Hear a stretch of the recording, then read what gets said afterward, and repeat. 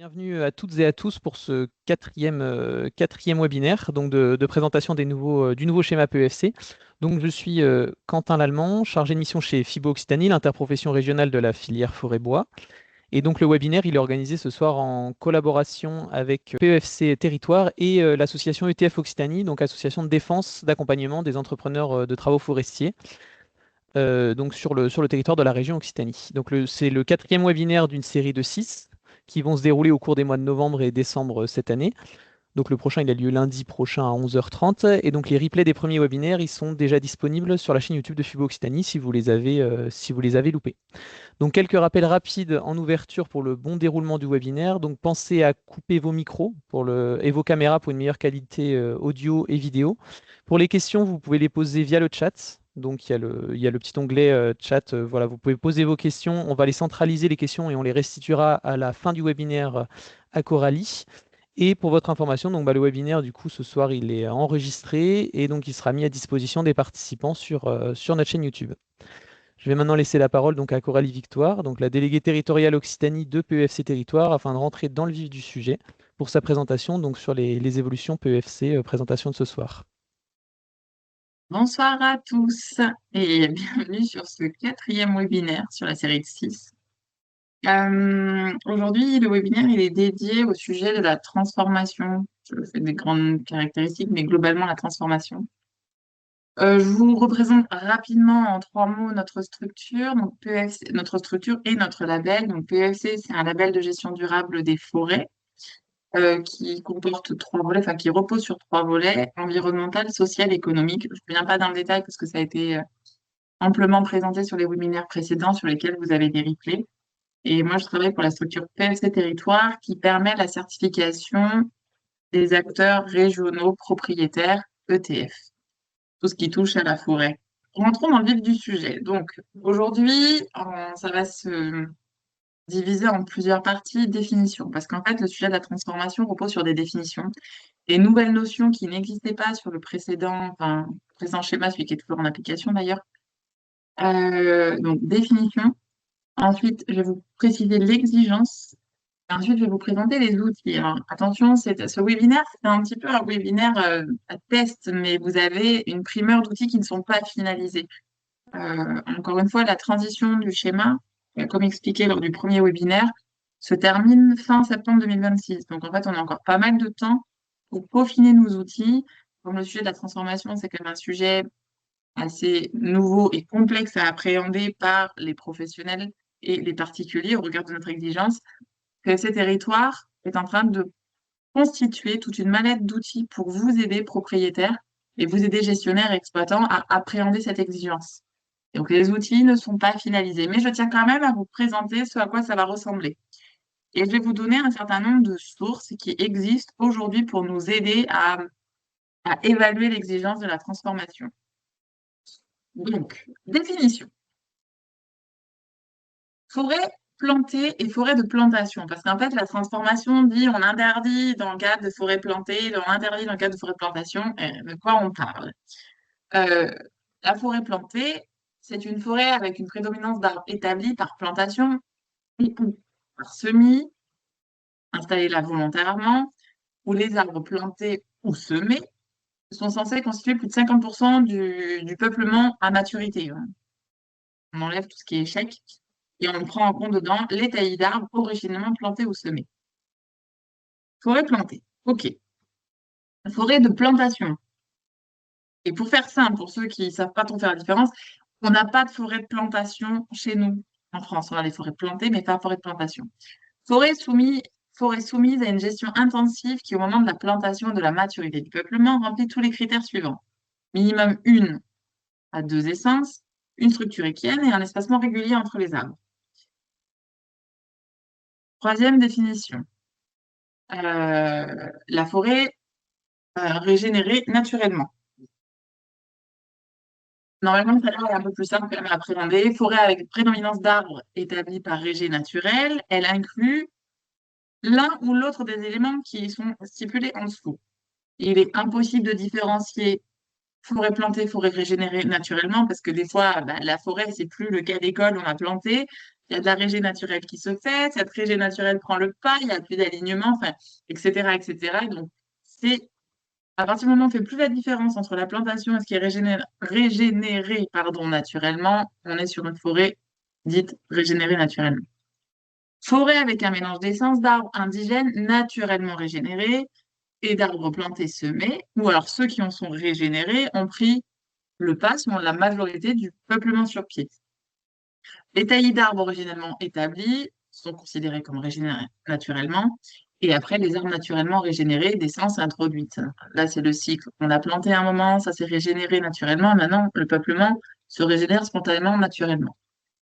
Regardez bien, forêt plantée, forêt régénérée naturellement.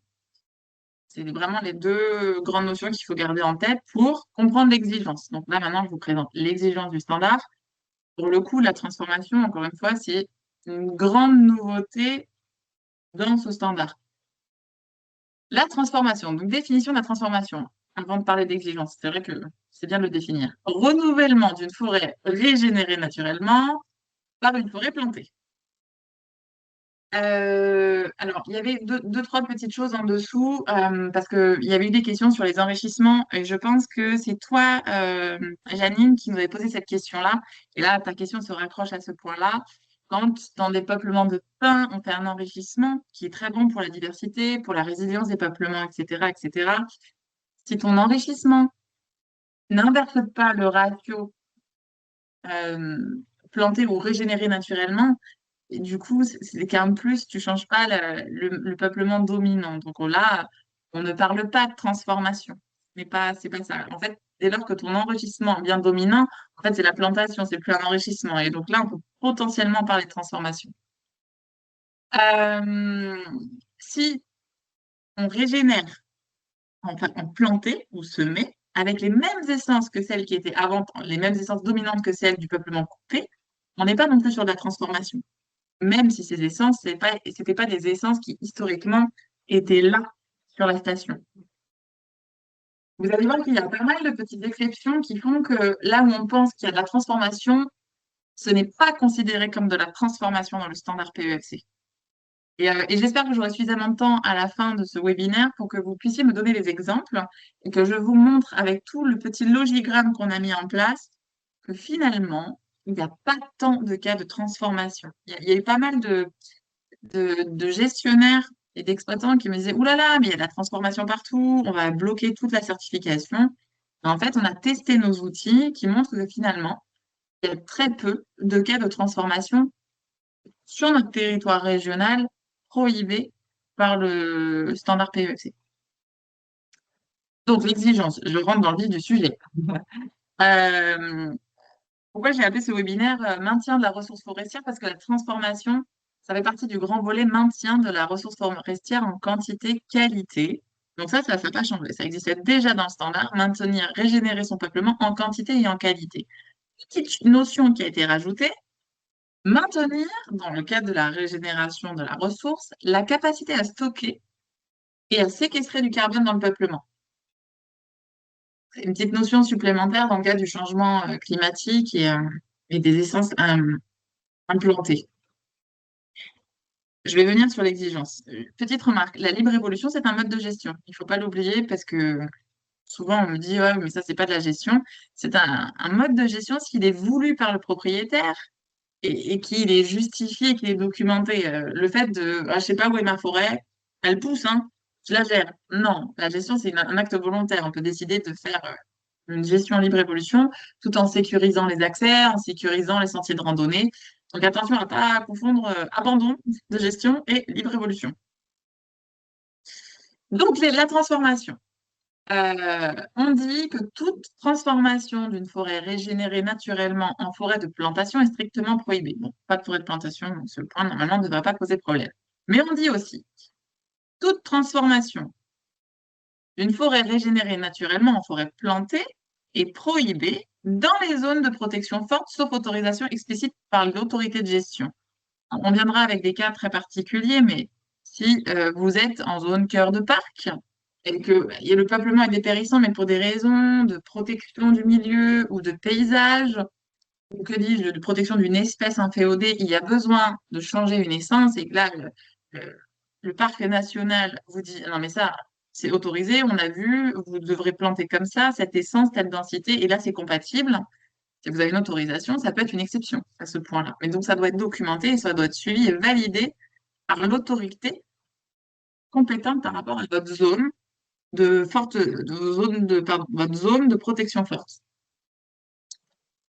On a fait évoluer notre standard. Vous voyez, hein, ces exigences, elles n'existaient pas, tout simplement, encore une fois, parce que nous avons des métastandards, des standards internationaux qui s'imposent au système français.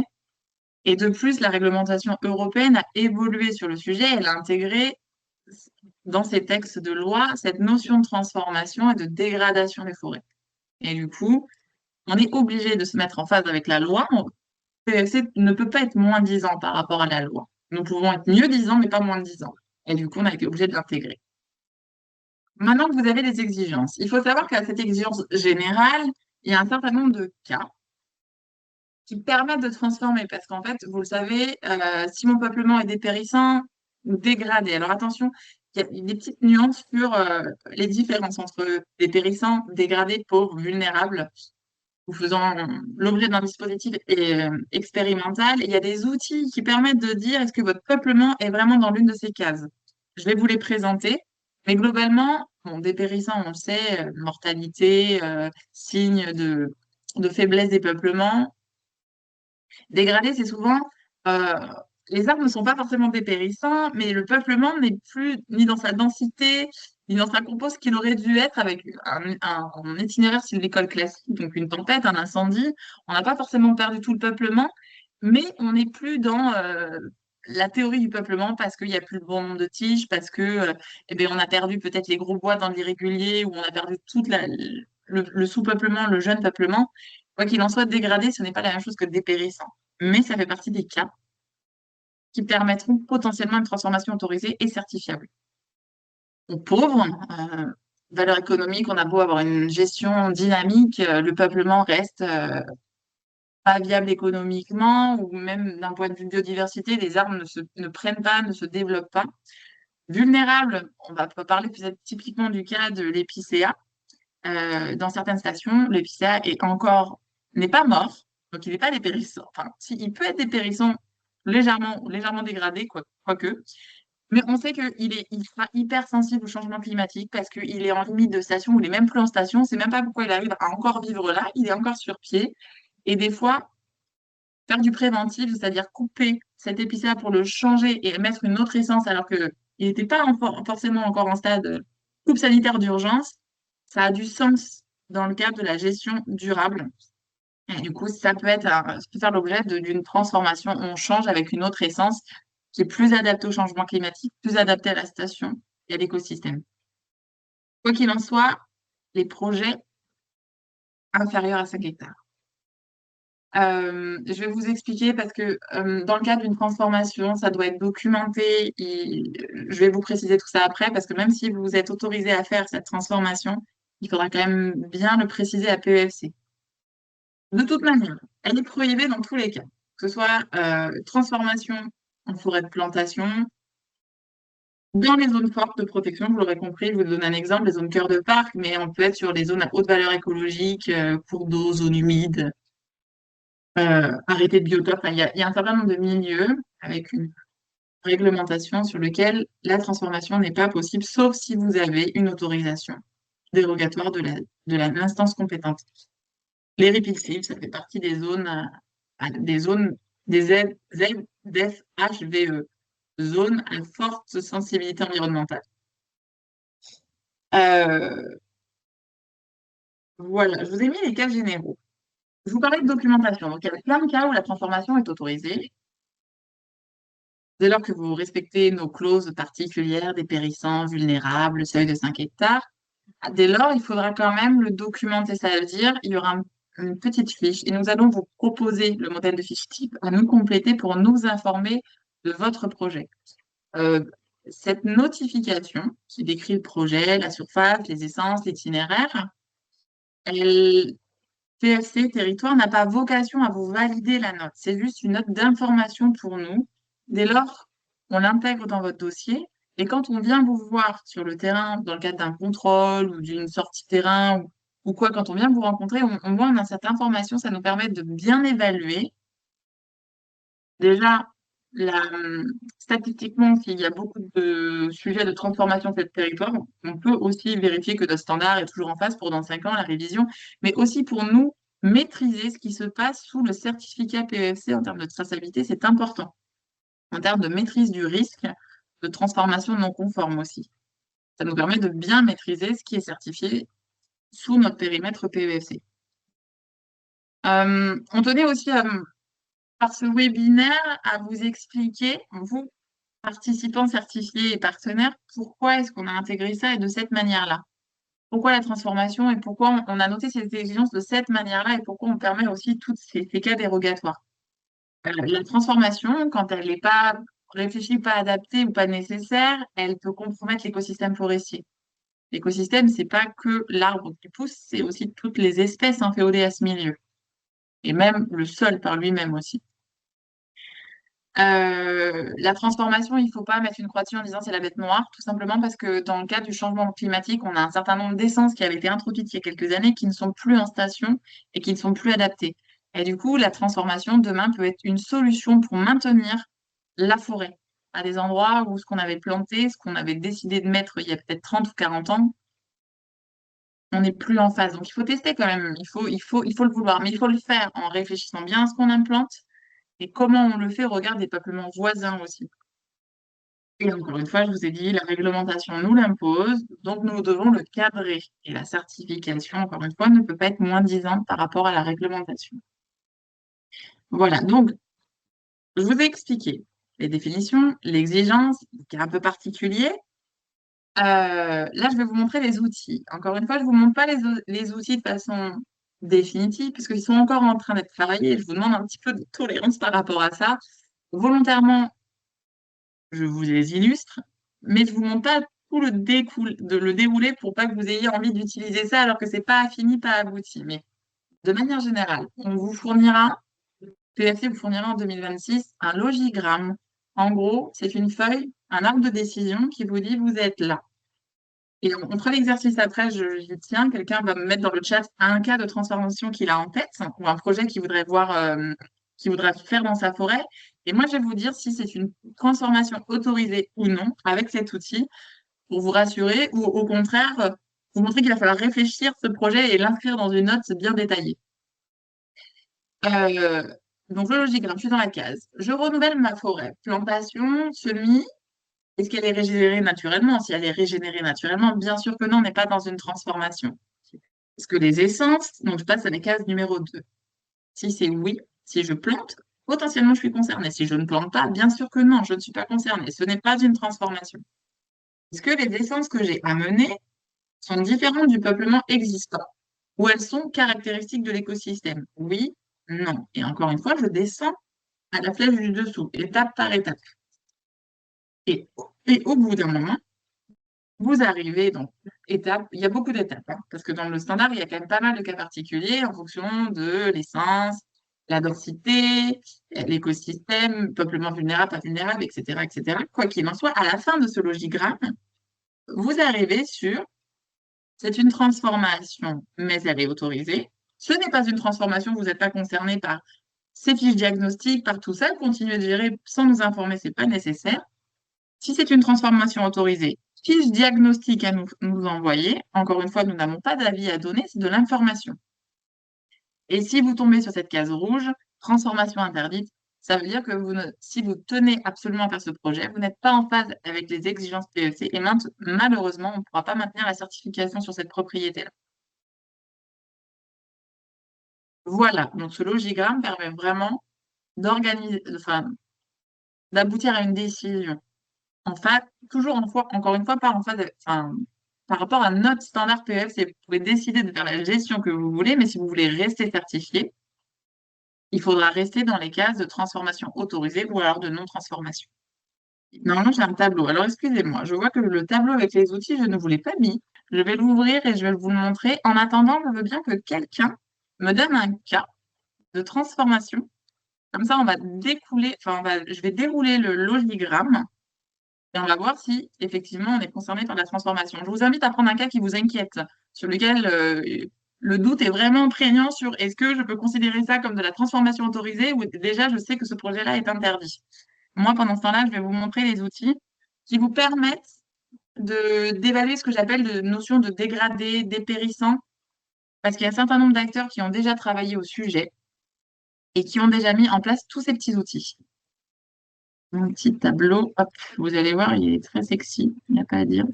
Il est très dense, c'est pour ça que je ne vous l'avais pas mis en slide de base sur le webinaire, mais je le rajouterai comme ça, vous l'aurez dans le replay et dans les outils support.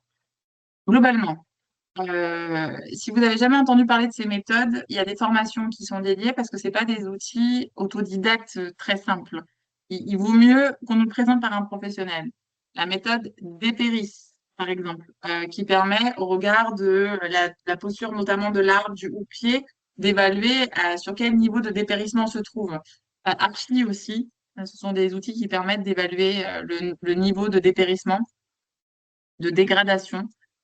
Et du coup, si vous êtes sur les stades les plus avancés de dépérissement et de dégradé, la transformation paraît un super outil, un super allié. Et pareil sur les notions de peuplement pauvre, de peuplement vulnérable, d'évolution d'essence en fonction des stations. Vous avez pas mal d'outils d'aide à la gestion, que ce soit Climessence ou BioClimSol. On vous a mis pas mal de sources. Encore une fois, ce sont des outils assez abouti au sens assez complexe et qui mérite d'être expliqué par des professionnels. Et notamment, sur la forêt privée, le CNPF, en forêt publique, l'ONF, vous avez ces interlocuteurs qui sont déjà formés sur ces sujets, sur ces outils notamment, qui les maîtrisent et qui pourront vous aider et répondre à vos questions. Voilà pour le tableau sur lequel je vous donne quelques sources, quelques aides pour évaluer si vous êtes dans un cas particulier ou pas. Est-ce que quelqu'un s'est lancé sur le sujet et m'a donné un exemple de forêt transformée? Alors attention, je vois qu'il y a beaucoup de choses, Alors, j'ai pas beaucoup relevé d'éléments dans le chat. d'exemple. J'ai pas relevé d'exemple dans le chat. Paul-Emmanuel a déjà répondu à un certain nombre de questions, c'est très bien. Ouais, je vois que Paul-Emmanuel réfléchit. Oui, j'ai vu ta réaction par rapport aux forêts de plantation. On avait dit qu'au départ, il n'y en avait pas et apparemment, c'est pas tranché. Donc, potentiellement, pour avoir des cas de forêt de plantation, d'où le fait aussi d'avoir un logigramme bien détaillé comme je vous le propose. Et je vais l'ouvrir, je vais le mettre là. Sinon, moi, je vais vous donner un exemple, hein, c'est pas grave.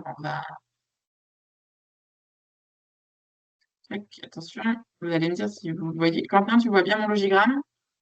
Oui. Oui. On le voit pas en entier. Oui, c'est normal parce que si tu vois Ouais, toutes les étapes d'un coup, après, hop là, trop il est compliqué. dense. Il est dense, mais enfin, il y a tellement de cas particuliers que oui, effectivement, c'est dense. Bon, il n'y a pas d'exemple. Alors, je vous donne un petit cas que j'ai rencontré. Ouais, enfin, si je vous donne déjà la réponse. Il y a eu une de coupe de taillis de châtaignier et derrière, ça a été remplacé par un mélange, on va dire, par quoi on aurait peut-être envie de le remplacer, ce taillis du pain avec quelques essences d'accompagnement, un peu de chêne, un petit peu de cormier, enfin tout ça pour diversifier. Du coup, peuplement initial, taillis de châtaignier, je vais même préciser, taillis de châtaignier pas bienvenant. On a beau un peu roulé, un petit peu sec, comme on le voit bien un peu dans le massif des Cévennes, hein, si jamais vous vous êtes baladé dans le secteur. Et derrière, on a replanté avec du pain, que ce soit du pain d'Alep ou du pain noir, mais voilà, un pain qui s'adapte plus facilement à des stations maigres, avec du climat pas forcément très favorable. Et on a mis quelques essences d'accompagnement pour diversifier. Bon, du coup, je renouvelle ma forêt. Par une plantation, oui. Je suis dans le cas de je continue étape 1. L'essence dominante que je plante, identique aux caractéristiques de l'écosystème forestier. Je n'ai pas donné toutes les caractéristiques de l'écosystème forestier, mais on va dire que on voit que l'essence que je plante, avant c'est du châtaignier, maintenant je plante du pin, on est sur une essence qui est différente. Caractéristique de l'écosystème forestier, je suis pas sûre que le pin d'Alep était partout dans les Cévennes, mais on va dire que non. Donc il est non, il n'est pas caractéristique. Je continue. Potentiellement, je suis sur une transformation, mais je continue mon arbre, il va me dire si je suis encore dans la transformation. Le ratio de plants à mener, par l'enrichissement et la plantation, elle fait que l'essence dominante du peuplement change. Le ratio est supérieur à 50%. Oui, clairement. Là, je change 100%. Là où j'avais du châtaignier, je passe 100% en pain avec quelques feuillus. Donc, je suis bien dans un cas de transformation. Je n'ai pas dit qu'elle était autorisée ou prohibée, mais je suis dans un cas de transformation. Je vois caractéristiques de l'écosystème forestier autochtone. Un peu l'idée, c'est regarder les peuplements voisins qui n'auraient pas été plantés, qu'est-ce qui serait venu spontanément sur ces stations, qu'est-ce qu'on peut trouver sur ces stations sans amener des essences étrangères. Souvent, ben, ce qui s'est fait au moment de la plantation, vous ne le voyez pas, ce qui aurait pu, mais souvent, les peuplements voisins peuvent vous donner une information qui est intéressante. Ce sont des essences qu'on aurait trouvées spontanément sur ces milieux-là. Donc, je suis dans un cas de transformation. Je continue sur mon changement de taillis de châtaignier en plantation de pin. Le futur peuplement installé est différent d'une forêt de plantation telle que définie par les règles PEFC. Oui. Le projet est sujet sur une zone de protection forte. Ah ben là, je ne vous ai pas donné les règles du jeu, alors j'ai envie de vous dire non, il n'y a rien de particulier. Je ne suis pas en zone cœur de parc, pas dans les Cévennes, il n'y a pas de parc national, enfin pas de zone cœur, pas là où j'ai envie d'être. Pas dans les Cévennes, il y a des parcs régionaux, pas nationaux. Si, il y a un parc J'ai- national dans Ah les si, il y a un Cévennes. parc national, c'est des bêtises, t'as raison, t'as raison. Bon, on va pas se mettre dans la zone cœur de parc, on va s'éviter ça aujourd'hui. Donc non, je n'ai pas de cours d'eau particulier, je suis sur un versant tout ce qui est le plus classique, basique, on ne va pas complexifier. Mais si vous avez un cas complexe, on le prend après un exemple. Mon projet, donc non, je descends, case 6. Surface est-elle inférieure ou supérieure à 5 hectares d'un seul tenant? On va le faire simple, je ne vais pas vous donner le cas le plus complexe. J'ai décidé de planter 3 hectares. 3 hectares, c'est déjà pas mal. Euh, donc, inférieur à 5 hectares, oui. Conforme à la réglementation en vigueur, donc case 8, et résulte d'une planification nationale en concertation avec les parties prenantes. Bon, globalement, elle est validée par votre PSG. Donc, je suis en propriété privée, c'est validé par le PSG, agréé par le CNPF. Il vérifie toute cette notion-là. Donc, je suis conforme. Oui. Est-ce qu'elle ajoute une plus-value économique, sociale ou environnementale? Bon, l'histoire de sans régression significative sur aucune des trois fonctions. Alors, on va les prendre volet par volet. Mon châtaignier, c'est dépérissant. En termes de plus-value économique, sûr qu'en plantant du pain, qui sera bienvenant parce qu'on va faire une gestion, on va bien le gérer, on va éclaircir, on va tout ça. On va espérer qu'il n'y ait pas d'attaque phyto, espérer qu'il n'y ait pas d'incendie. Si donc tout se passe bien, le peuplement de pain aura une plus-value économique, assurément sur cet itinéraire-là. En termes de volet social, euh, pas de circuit de randonnée particulier. En termes de paysage, le pain avec quelques mélanges d'essence feuillu, ça passe tout à fait. Donc, il n'y a pas de red flag, entre guillemets, sur visuel, pas de red flag sur en termes de randonnée, on n'a pas cassé quelque chose. En termes d'activité, on va amener encore de la main-d'œuvre pour faire de la sylviculture sur ce territoire-là, donc le volet social. Plus-value, ok. Environnemental, j'ai fait l'effort d'apporter un peu de diversification. Le pain en lui-même, c'est pas, il va pas me détruire mes sols. L'itinéraire préconisé, la diversification est favorable aussi en termes environnementaux. Tout va bien. Je continue. Bon, mon projet compromet à l'échelle du massif la gestion sylvicole ou les zones de stockage de carbone élevé ou les autres services environnementaux. Là, clairement, dans mon exemple, non, ça ne compromet pas ni les peuplements voisins, ni la capacité à stocker. Là, le massif que je vais, la plantation, le projet de plantation que je vais faire, ça permet également de stocker du carbone.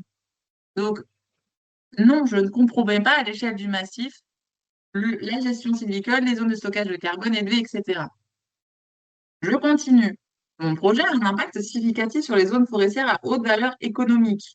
En gros, est-ce que quand je plante mon pain à cet endroit-là, là, moi, j'ai pas de à- zone de protection, enfin, zone forte sensible, je n'en ai pas. En plantant mon pain, je ne nuis pas au peuplement voisin, tout simplement parce que je ne suis pas sur des essences, par exemple, envahissantes. Je pourrais vous donner un exemple, peut-être, j'essaie de planter du mimosa, hein, ce qui est très envahissant. Ou je pourrais décider de planter de l'acacia, qui pourrait aussi être considéré comme envahissant, puisqu'il a une capacité à s'étendre. Je ne suis pas dans ce cas-là avec le projet de plantation de pin. Donc, par rapport au milieu voisin potentiellement classé sensible, ce n'est pas un problème. En termes de paysage, encore une fois, je fais l'effort de diversifier, de planter du résineux et du feuillu. Paysagement, c'est acceptable. Donc, non, je passe ensuite en dessous. Mon projet comporte un risque direct ou indirect d'introduction d'espèces exotiques. On n'est pas là-dedans. Le cortège feuillu que je mets en dessous, ce n'est pas des exotiques. Je continue. Mon projet propose des itinéraires sylvicoles et des modes de mise en œuvre permettant de réduire les impacts. Est-ce que vous avez décidé de mettre des petits cloisonnements, vous avez fait une réflexion sur comment vous allez venir exploiter ce bois, si ça a bien été intégré au moment de la plantation, cloisonnement, desserte en phase avec le schéma, la mise en œuvre, vous respectez et vous ne créez pas un impact supplémentaire sur les sols. Si c'est réfléchi comme ça, ce n'est pas un problème. Oui, je passe à l'étape en dessous, 14. Si par contre, on n'a pas réfléchi au moment de la plantation, on se dit que là, potentiellement, après, on va faire passer des engins lourds qui vont circuler partout dans la parcelle parce que les arbres vont être très difficilement récoltables ou pour l'éclaircie. Si c'est pas bien pensé le projet, potentiellement, vous pouvez avoir un impact sur les sols et là, se faire retoquer. Et ce serait pas par rapport au volet de transformation que PFC vous retoquerait, par rapport au problème de l'impact de la gestion sur le milieu, sur le sol.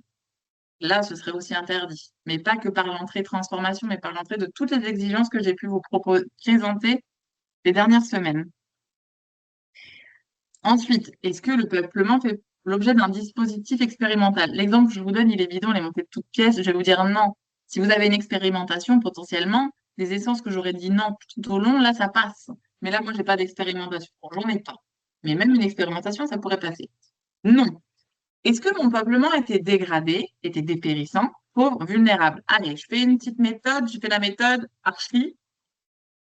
Elle me dit qu'en termes d'indicateurs de mes pieds, de l'état sanitaire de mon taillis, j'étais clairement sur du dépérissant.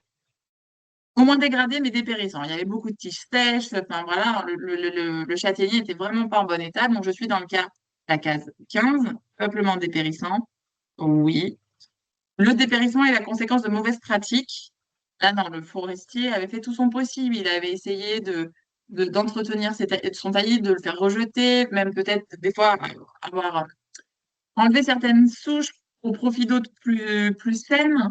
Tout a été fait. Le résultat est que le châtaignier était toujours malvenant et dépérissant. Donc non, ce n'est pas de mauvaises pratiques qui ont permis d'arriver à ça.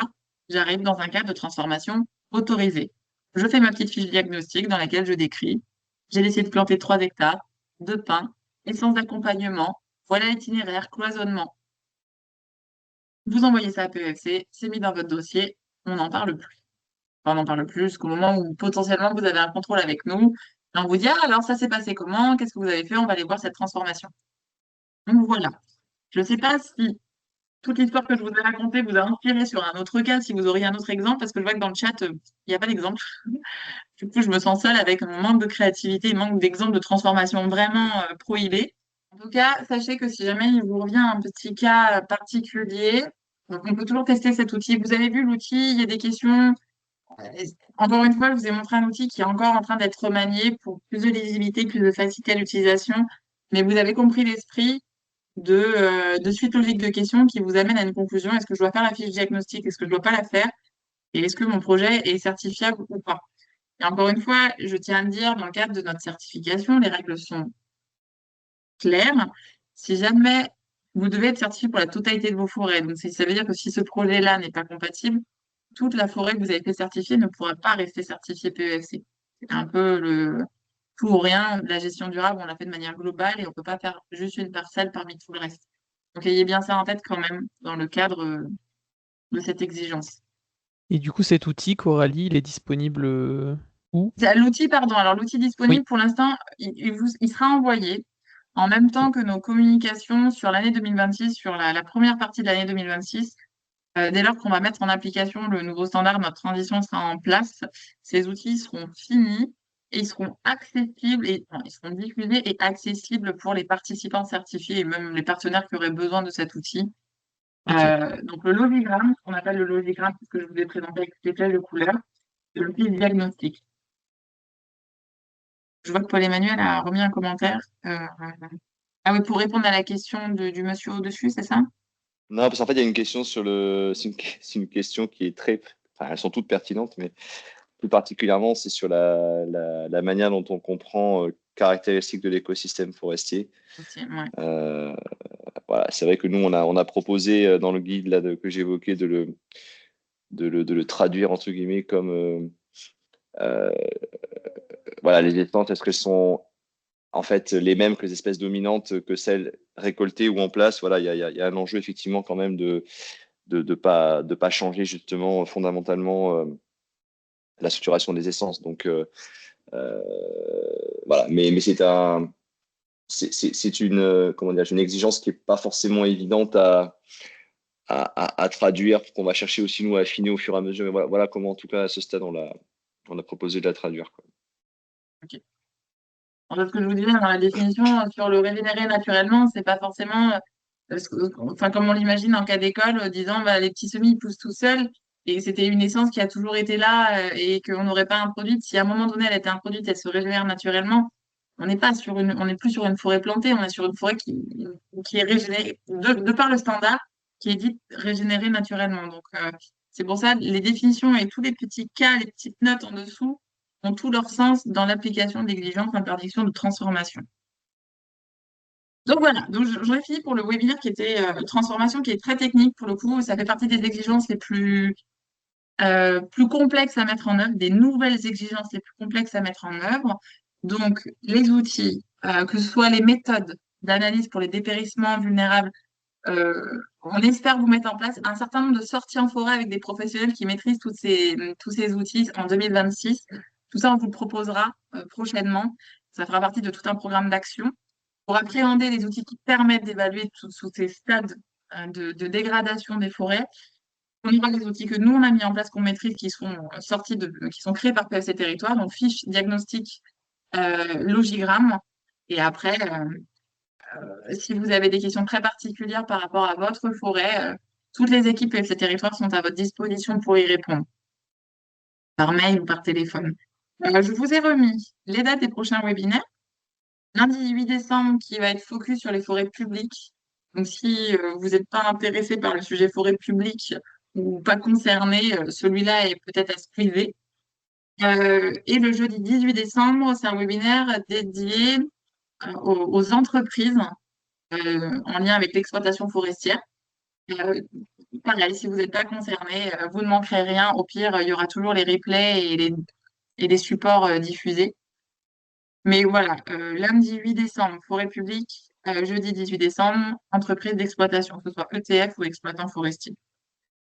Le lien ici, je vous ai remis un lien très utile sur le nouveau standard pour l'appréhender de façon un peu plus ludique et un peu plus pédago. Donc n'hésitez pas à aller le voir. Vous pouvez encore une fois voir les nouvelles exigences, approfondir les sujets qui vous intéressent par rapport à d'autres. Et voilà, temps d'échange, enfin, il était beaucoup plus ouvert sur ce webinaire en amont, le temps d'échange, mais si vous avez de nouvelles questions qui viennent d'apparaître, pourquoi pas, je vous écoute. Et sinon, bah, le lien que Quentin vous a envoyé, la foire aux questions. Je vois que ça fait Voilà. silence radio ce soir. Oui, je vois pas d'autres questions. Bah écoutez, je pense on va conclure là. N'hésitez pas, du coup, si vous avez des questions après quoi, à nous les envoyer par un canal ou un autre, on y répondra. Et du coup, bah, écoutez, merci, bonne soirée. J'espère qu'on aura répondu à vos questions sur ces points-là. Et du coup, voilà, si ça vous intéresse, rendez-vous lundi à 11h30. Bonne soirée. Bonne soirée à tous et merci pour ceux qui ont suivi ces 4 webinaires.